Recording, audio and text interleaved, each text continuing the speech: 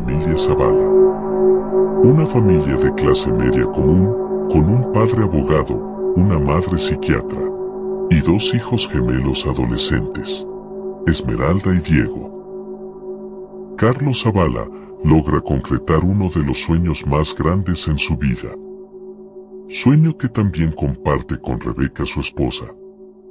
Logran comprar una casa campestre a 1 hora de su ciudad, donde podrán pasar los fines de semana y días festivos.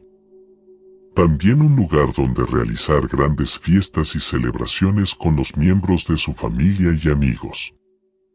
Uno de los atractivos más llamativos de la casa era un jardín muy hermoso, donde curiosamente había una cantidad de plantas y flores poco comunes. La única exigencia del antiguo dueño de la propiedad era mantener como único empleado al señor Anastasio, jardinero y cuidador. Asunto que no molestó en lo absoluto al abogado Carlos Zavala, ya que su ahora hermoso jardín requería de un buen jardinero para mantenerse exótico y hermoso. En sus constantes celebraciones de fines de semana, ese lugar de hermosas flores siempre era centro de halagos y el indudable centro de atracción. Entre los arbustos perfectamente podados, había una planta extraña que destacaba entre todas las magníficas especies. Tenía hojas oscuras y tallos gruesos, y parecía estar en plena floración con flores rojas vibrantes. Planta que Anastasio siempre brindaba una especial atención y cuidado, hasta el punto de hacer pensar que la trataba como si fuera una persona.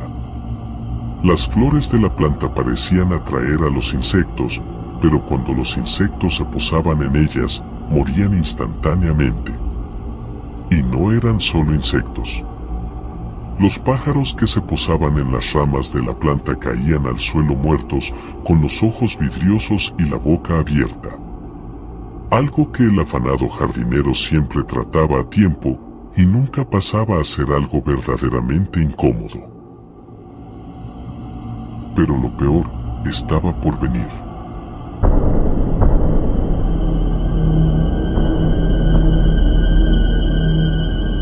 Un día, al llegar la familia a su casa de veraneo, notó la ausencia del jardinero. Notaron que habían varias aves muertas alrededor de la planta y el jardín en un aparente descuido que preocupó a la familia.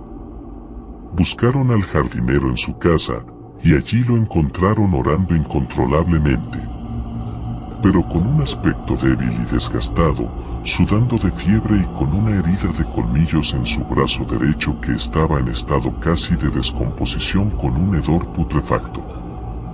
Entre sus oraciones y delirios, Anastasio les advirtió que se separaran inmediatamente de la propiedad, que huyeran lejos, y que él ya no podía protegerlos del mal que los acechaba, ya que había perdido la protección divina por haber pecado, y ya no contaba con la fuerza y el poder de vencer al mal todos los días.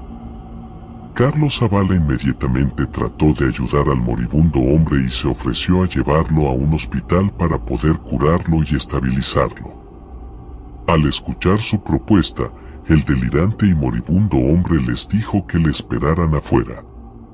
En el momento en que Carlos y su esposa salen de la pequeña casa, se escucha un disparo de escopeta. La familia, angustiada y traumatizada, no pudo permanecer esos días en la casa. Volvieron a la ciudad dejando atrás la tragedia ocurrida y sin ganas de formar parte del sepelio del solitario trabajador al que no se le conocía ningún familiar. Su entierro fue humilde y con pocas personas. 3 días después del lamentable hecho, Carlos Zavala recibe una llamada de un hombre que le dice haber conocido al difunto Anastasio y le pide una conversación personal. Le afirma estar en la ciudad y que aspira a verse con el abogado lo más pronto posible. A lo que el señor Zavala le responde que acostumbra almorzar justo ese día en un restaurante cercano a su despacho. Le indica la dirección y lo invita a almorzar en ese lugar. Zavala, al llegar a la cita, se encuentra con un hombre joven que le comienza a contar que su antiguo jardinero era una persona especial elegida por Dios para mantener a raya el mal que todos los días crecía en su jardín. También le cuenta que su casa fue propiedad muchos años atrás de un hombre que se jactaba de su riqueza y poder. Se sabía que tenía un pacto con el maligno y que hacía sacrificios y ofrendas constantemente. Siempre se le culpó de desapariciones de mujeres vírgenes en el pueblo, justo cuando ocupaba la casa. Sin embargo, nunca pudieron o nunca quisieron encontrar prueba alguna en su contra.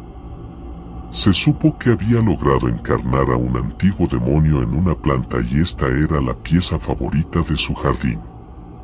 Tiempo después su nombre fue elegido para contener al satánico hombre y a su creación.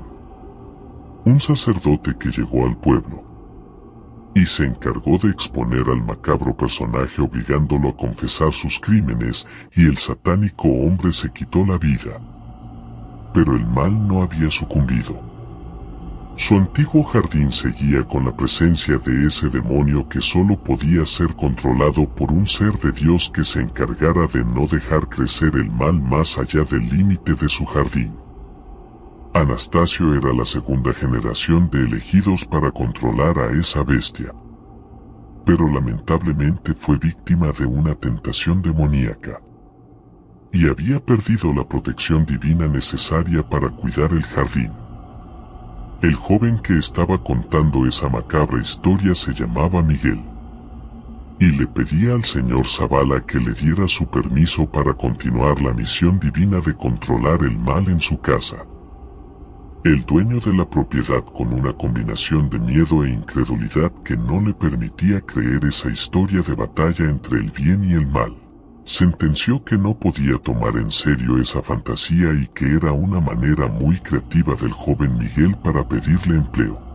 Con suficiente de cuentos de demonios y ángeles jardineros le pidió a Miguel que no lo llamase en otra oportunidad y que mucho menos se acerque a su propiedad.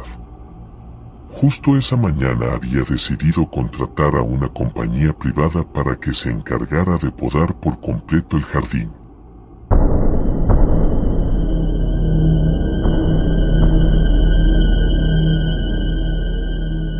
Ese mismo fin de semana, la familia se encontró al llegar con una mezcla de nostalgia, pero también de alivio al ver que estaba totalmente vacío el espacio tan grande que ocupaba su antes hermoso jardín. Por respeto y en la memoria de su fallecido trabajador decidieron pasar un fin de semana de descanso absoluto y sin ningún tipo de celebración en particular. Cuando cayó la noche, la familia Zavala escuchó un ruido extraño en el jardín.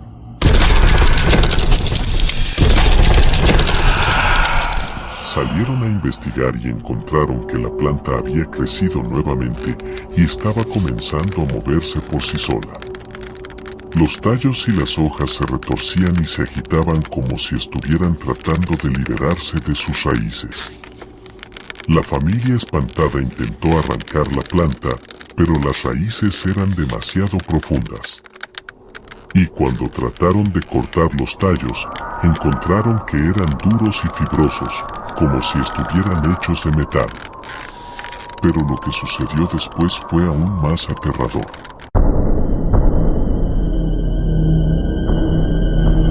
La planta demoníaca comenzó a crecer a una velocidad alarmante. Los tallos se alargaron, las hojas se ensancharon y las flores se multiplicaron. Y la planta parecía tener hambre. Comenzó a estirar sus tallos hacia la casa como si quisiera entrar. La familia intentó bloquear las puertas y ventanas, pero no fue suficiente. La planta se abrió paso y comenzó a extenderse por toda la casa.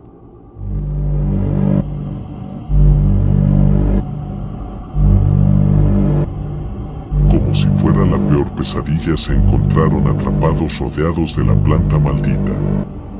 Los tallos se enroscaban alrededor de sus piernas tratando de arrastrarlos.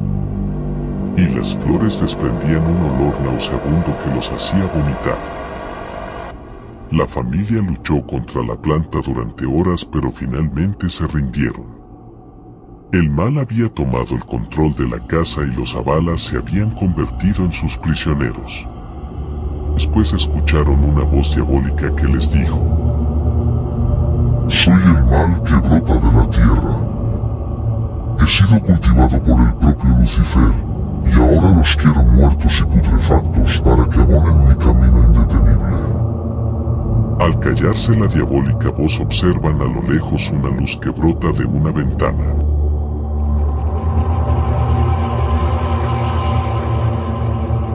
El destello se abre paso entre las ramas de la diabólica y putrefacta planta.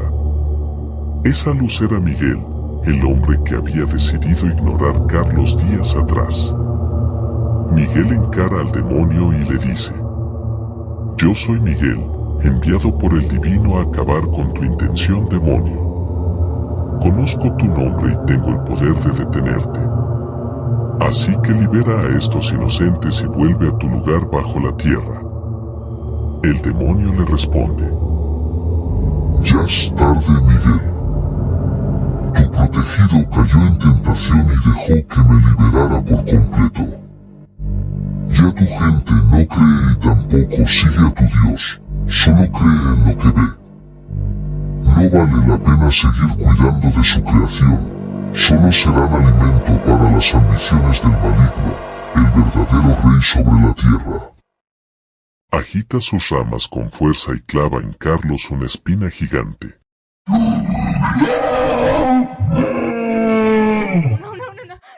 Su familia atrapada solo pueden ver cómo agoniza y sienten que todo está perdido.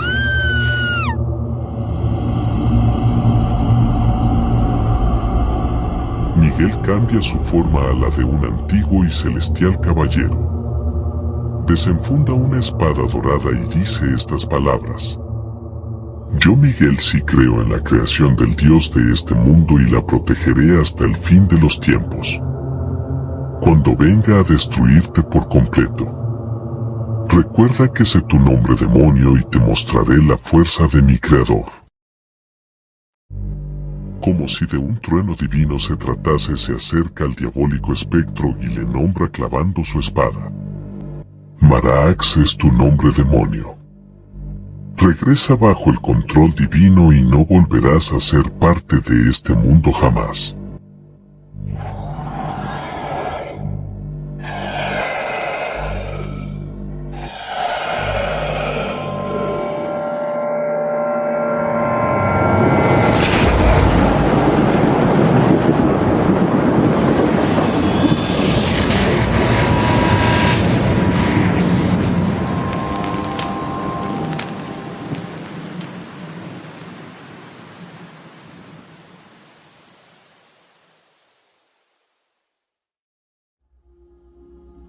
Al llegar el día posterior, cada miembro de la familia Zavala parecía haber sido víctima de un sueño o de una alucinación colectiva.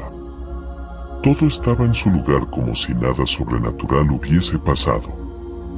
Al salir a las afueras de la casa, confirmaron no ser víctima de una alucinación al ver el aniquilado jardín en su esplendor y más bello que nunca, hasta ver el cálido rostro de Miguel, su celestial salvador, cuidando de ese lugar que ya no sentían suyo, sino un lugar donde el mal es contenido por un elegido generación tras generación.